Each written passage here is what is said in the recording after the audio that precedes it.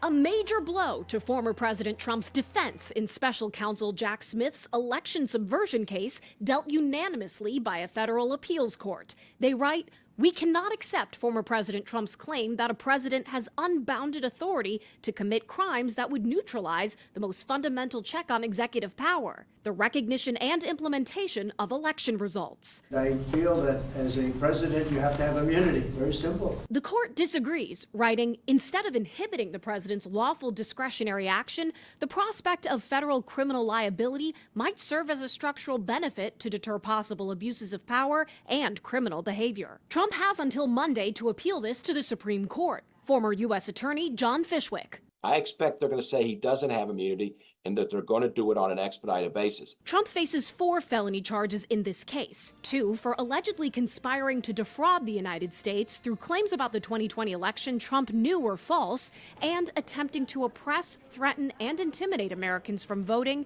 and having their vote counted. And 2 charges for allegedly obstructing and attempting to obstruct official proceedings to certify election results. Assuming the Supreme Court also says no, Trump does not have immunity because he was president, what else could his team use as a defense? The primary one appears to be that they're going to say, look, the former president was advised by lawyers.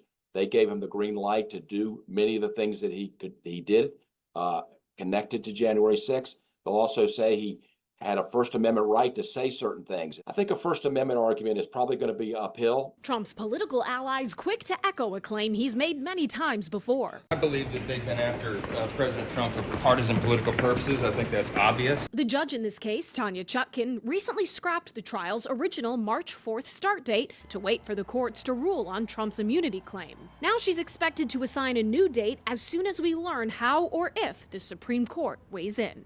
On Capitol Hill, I'm Atrell Nishar reporting.